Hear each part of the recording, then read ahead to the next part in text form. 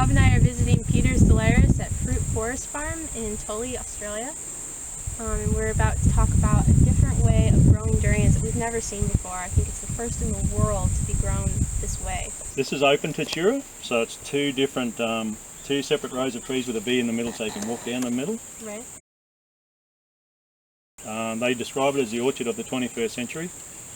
We'd have over 100 species, we've lost count, but 100 species and a lot of different varieties on trellis, yeah. Wow. And what are some of the really great things about the trellis? Like, why should people use it? Once you understand the concept, which is trying to get maximum light interception from the top to the bottom of the tree, because trees generally tend to go for the sky and shade out the lower branches, which then die off, particularly tropical tree fruits.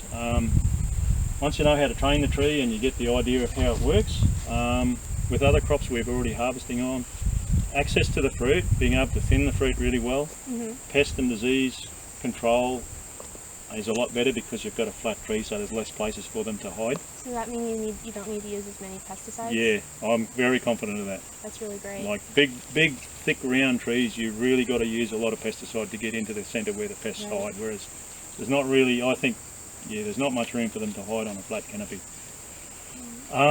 Keeping everything low to the ground. Probably the big one for us is cyclone insurance. You can't buy cyclone insurance for crops in Australia, or if you wanted to buy it, it would cost you a lot. So we, not only cyclones, even strong winds, sometimes we lose trees in storms and stuff, so that allows us to know if we plant a durian tree, we will see it out. It won't get knocked out by a cyclone. That's what you were saying. That's a big thing. Cyclone Yasi, these guys survived Cyclone Yasi. They survived Cyclone Yasi, no worries. So the cyclone before that, you weren't using a trellis system? The soursop or guanabana block behind us there, that was, we lost about 95% of our trees in Cyclone Larry, which was only a category 4.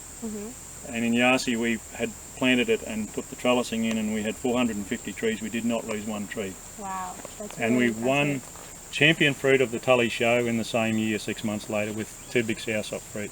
So not only did we not lose any trees, we still picked good fruit within 6 months. Wow, this is really, really cool. So it's a big thing, yeah. It's really helped like farmers in places in the Philippines? The Philippines, that's a classic. We saw that going, time. we could feel for those people, because you know you're just going to, cyclones really wreck you, because it takes so long to get a fruit tree. It's not like bananas that come back. So a fruit tree takes years to get to that structure and get it good. And then to have it blown away in a couple of hours is a pretty big hit. Whereas we know now that they'll stay, because the wires just give them enough support.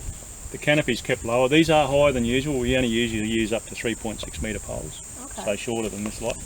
How much work is this? I mean, you have to train each one of these branches to fit the trellis. It's very, I wish I had more time to do more training and pruning actually, rather than other work. Because it's just mainly secateur work. You're not using chainsaws or big heavy stuff. Right. You hardly have to climb or get up off the ground very far. It's kind of the initial work, and then it kind of is less maintenance overall. It's like building a house or something. You get your foundation when you plant your tree, and then you form your structure, your frame, you form the frame of the tree. And then from then on it's pretty low maintenance, and you basically, once the trees start fruiting like our abiyas you just saw, the tree's energy to fill the fruit crop load takes away from excess vigour. Okay. So that's your aim, is we want to produce fruit, not timber. So basically the fruit, that's where we've sort of got with a lot of the more mature trees. This is only still a young durian, but it'll reach that stage soon. How many other farmers in Australia do you think are using this?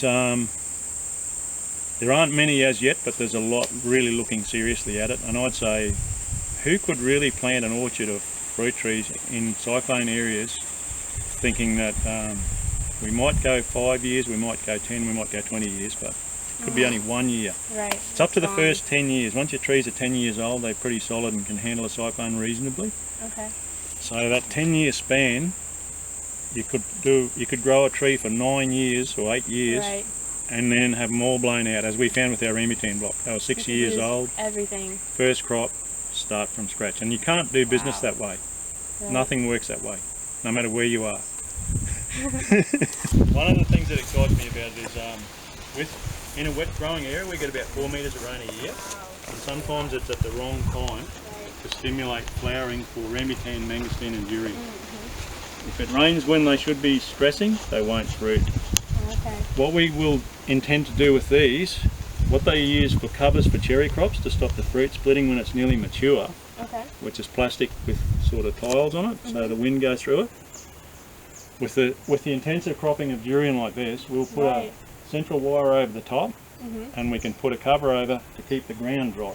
Wow, so then it'll So flower like it should. We can stress them every year. So you'll always have a good durian crop. We should always have a good durian crop.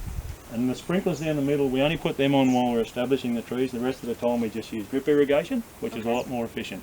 So yeah, I think it is the way of the future. We're doing different training processes. That's what all the ribbons are. The DPI is doing trials here. Right. And branch training a different way, but durian can become a really big tall tree, but by the same token, if they're trained and they don't have to compete for sunlight, there's no reason why they shouldn't stay quite short. This is pretty amazing. It kind of takes out all of the problems that people experience growing durian. Using modern technology, like never in the history of humankind on Earth have we had so many things that can help us. Right. And the wire and the posts and the plastic and that helps us grow a good crop. And also just the knowledge that knows how it works. And with less chemical input. Yeah. I'm quite confident less chemical input because we can nurture the tree to suit it the best way. Pests don't have an issue. They can't hide, and a healthier tree requires less chemical support. Yeah, exactly. You get big tall trees competing with everything and they get a bit of cyclone shake up so it damages the roots. That won't happen with these. They should never ever get root damage. So from storms or cyclones. So, and it's for my case, I'm 60 this year. I can plant these trees confidently to say by the time I'm 75 these trees will still be here. We'll be picking plenty of good durians, and no matter whether we get a category 5, which is our biggest threat.